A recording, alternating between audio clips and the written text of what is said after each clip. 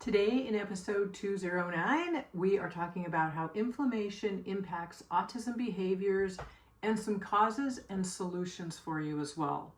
Inflammation is a crucial process for our health, but when it becomes chronic, it can lead to a host of health problems. And recent studies have suggested that inflammation may play a role in the development of autism. A study published in the Journal of Neuroinflammation found that children with autism had higher levels of inflammatory markers in their blood than typically developing children did. Cytokines signal the immune system to protect the body from threats like bacteria and allergens and toxins and other harmful microbes and substances. And in this case, they are called pro-inflammatory, creating more inflammation. So they create inflammation as a defense mechanism for the body. Another study published in the Journal of Autism and Developmental Disorders found that children with autism had higher levels of inflammatory cytokines in their brains than typically developing children. Studies increasingly indicate a strong inflammatory state associated with ASD. This inflammatory condition is often linked to immune system dysfunction. Enhanced inflammatory activity in ASD children has been demonstrated through pro-inflammatory biomarker analysis. What is inflammation? How is it related to autism? So let's talk about inflammation in general is a natural response by the immune system to protect the body from any harmful stimuli. However, when inflammation becomes chronic, it can lead to tissue damage and a variety of health problems, including autoimmune disorders, heart disease, and even neurological disorders like autism. Recent studies suggest that inflammation may contribute to the development of autism by disrupting healthy brain development during critical periods of growth in utero and early childhood. Inflammation can also exacerbate symptoms associated with autism, such as irritability or social withdrawal. Children with autism often have chronic inflammation. This is not only a problem in the digestive system, but also in the brain. Inflammation impairs brain cells, and it can also kill them. If the brain cells are weakened, they're even less capable of fending off toxins or excreting them once they have entered the cell. Inflammation also damages the blood-brain barrier.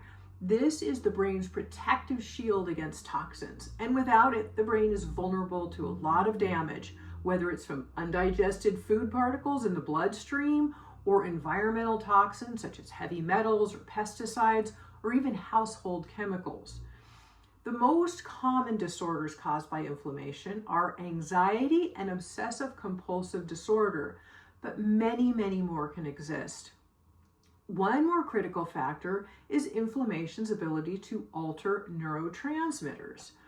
Neurotransmitters are brain messengers, and they affect things like mood, sleep, and appetite. Particularly vulnerable to inflammation is the neurotransmitter dopamine. When there is a deficiency in dopamine, it causes fatigue, lack of focus, moodiness, and problems with fine motor coordination. The most common places to look for inflammation are in the gut and in the mouth. Problems with teeth are a common indicator that the immune system is fighting on an ongoing basis, which can also lead to autoimmune disorders. This inflammation in the gut leads directly via the brain, the blood to the brain, and inflammation and chronic disorders of inflammation in the brain. It can be a contributing or be the cause. Everything that we do for autism has to do with reducing and balancing inflammation, but what are the causes of the inflammation? And this is what we here at Naturally Recovering Autism are always about. What is the cause, which is the actual solution, because if you don't work with the cause, things will still continue. We don't want to just mask symptoms, right? So some of the causes of inflammation include environmental toxins, co-infections and pathogens such as viruses and fungi and candida, parasites, Lyme, mold, inflammatory foods, electromagnetic field radiation, and any other harmful invader. Stress can cause inflammation too. In fact, maternal stress actually increases inflammation in the fetus. BPA, phthalates, and other plastics and detergents and cosmetics and food, among other things that we're exposed to every day, are other triggers for inflammation.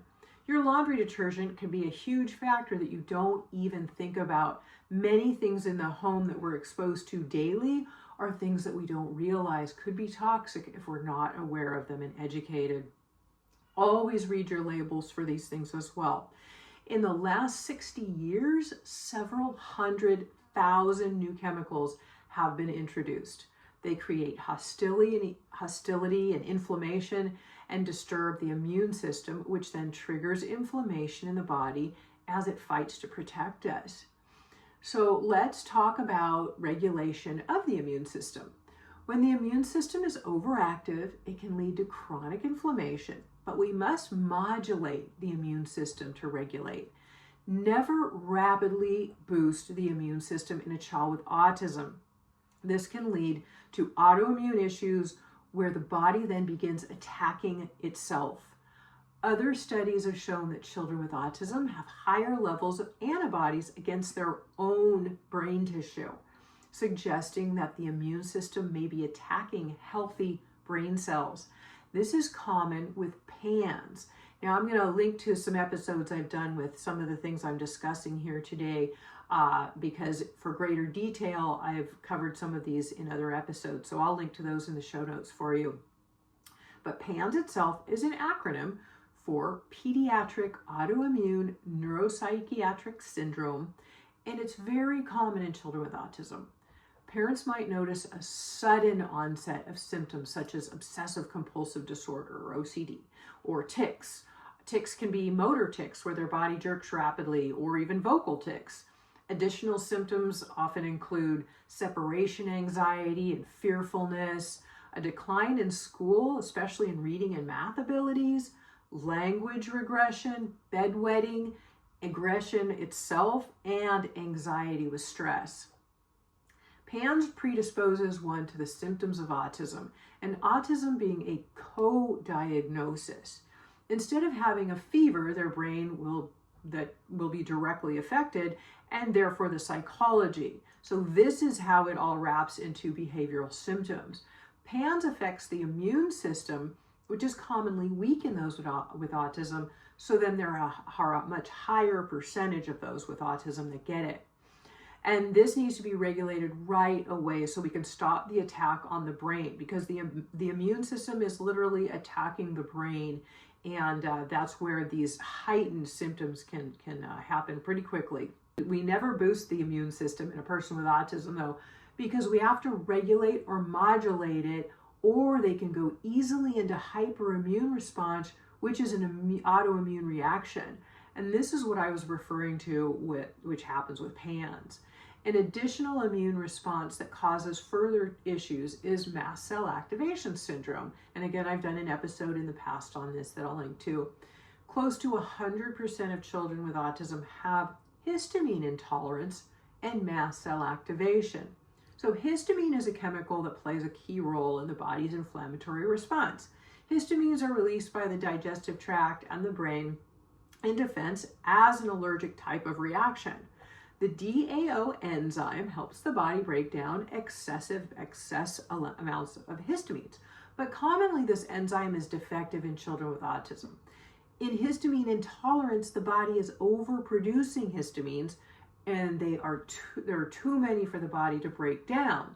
So this stress type response is a trigger for mast cell activation, which creates a strong inflammatory response in the body. These findings also suggest that abnormalities in the immune system may contribute to inflammation and other symptoms seen in individuals with autism. Researchers at the UC Davis Mind Institute have found that children with autism spectrum disorder, or ASD, have reduced immune system regulation, as well as shifts in their gut microbiota. Some children with ASD have this decrease in regulatory cytokines. the proteins that regulate immune inflammation, which leaves them more prone to getting inflammation. And this increases inflammation, and it may manifest as GI symptoms, allergies, asthma, or some other form. These are just symptoms that we see that are caused by these underlying triggers. The ASD GI children also had lower levels of protein, TGF-beta1, which is responsible for regulating the immune response. In addition, the group had a higher levels of protein zonulin, which regulates cell junctions in the GI tract, influencing gut permeability. We've talked in the past about leaky gut, right? One researcher noted children with ASD with increased inflammation are often those who exhibit the most severe behaviors. This immune activation is not helping these children. It might not be causing autism, we don't know that yet, he says, but it's certainly making things worse. The findings on TGF-beta1 may be the most intriguing. The protein was deregulated in both ASD groups, suggesting that children who don't experience GI symptoms may be suffering from other inflammatory conditions.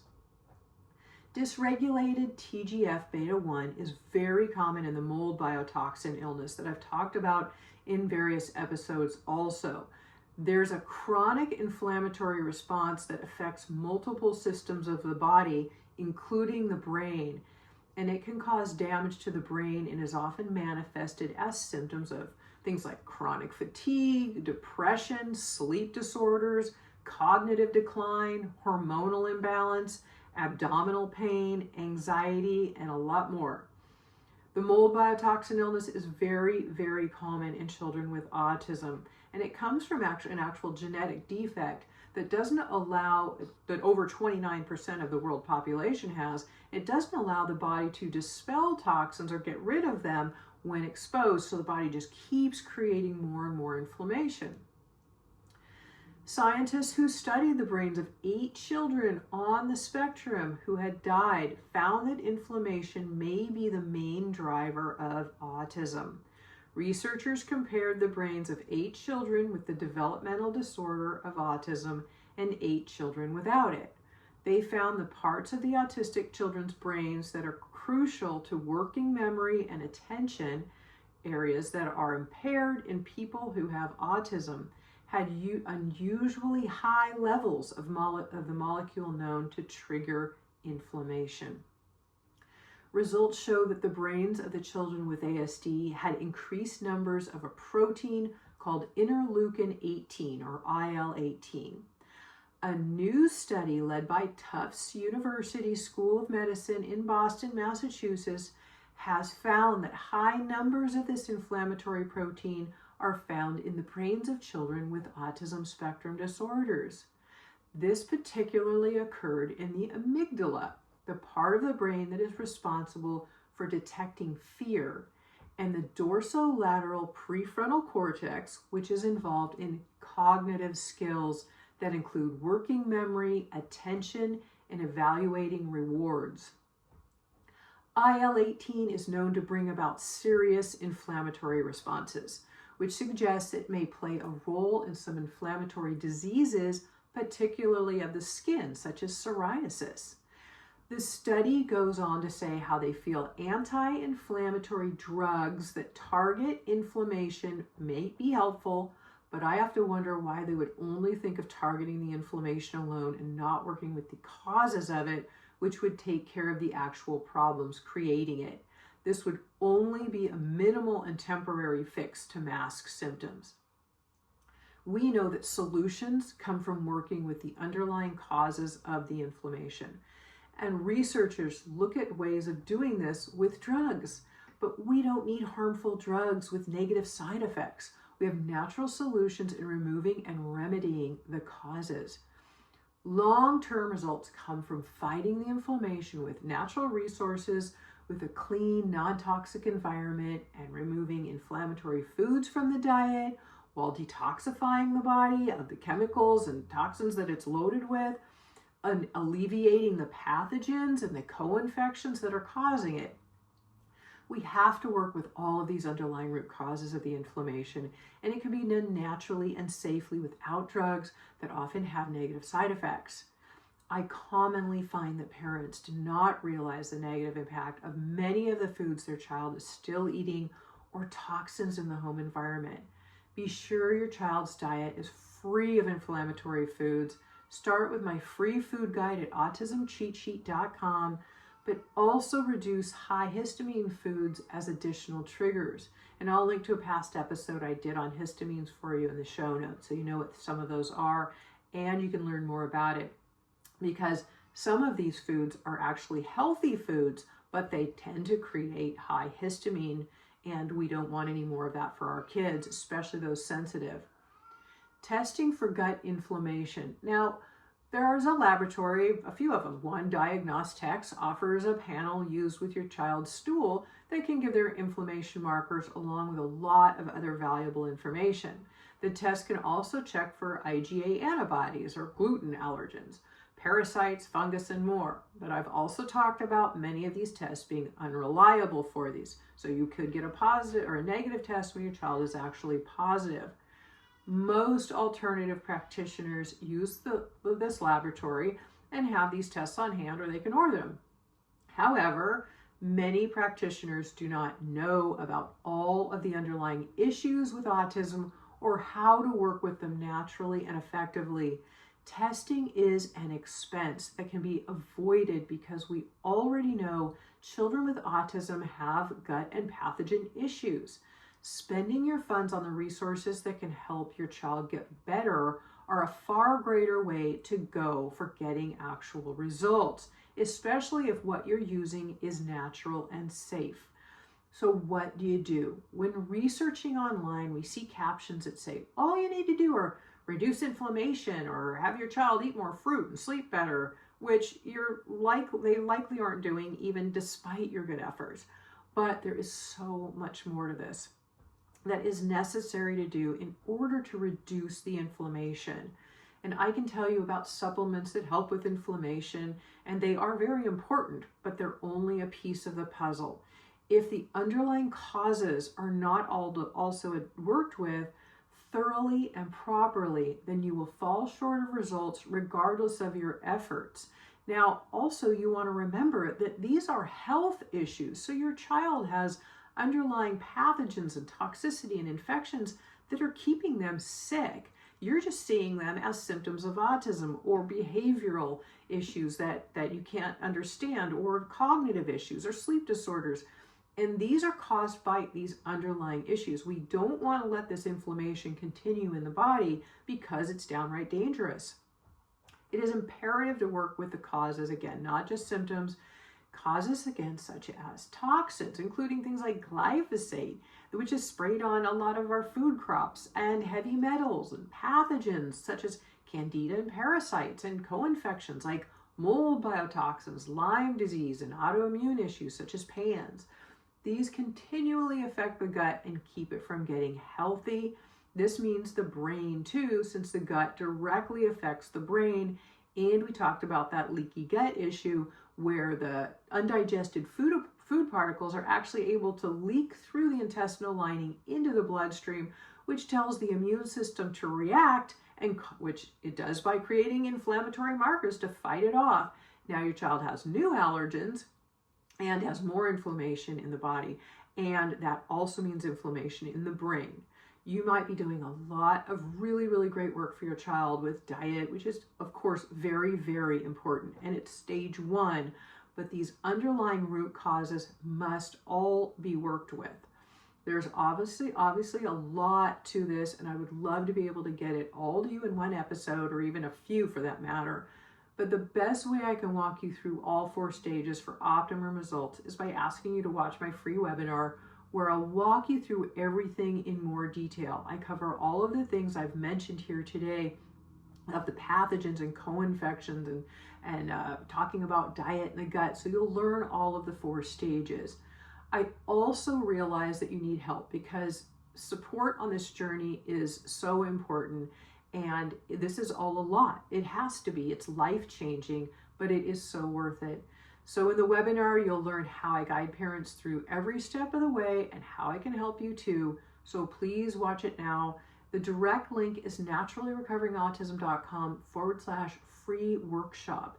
And there are no spaces between free and workshops. It's just free workshop. In case you're at work or driving while listening to this, I'll also, of course, link to it in the show notes for you at naturallyrecoveringautism.com/209.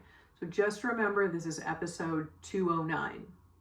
I hope this has been helpful for you. My mission is to help 1 million parents of children with autism bring every child to their happiest, healthiest life and to live to their full potential. It is possible, and I know because I have done it with my own son, even when I was told it wasn't possible. So it is possible, and I have taught my framework to over 25,000 parents worldwide now, and I've seen tremendous success from it where they had never seen success before. So thank you so much again for being here and for what you're doing for your child, because you literally are the key to your child's success. If you found this episode helpful, please leave a review and remember to subscribe, and please tell at least one friend. Thanks again so much for being here and for what you're doing for your child. I appreciate it as much as they do, and I look forward to seeing you next time.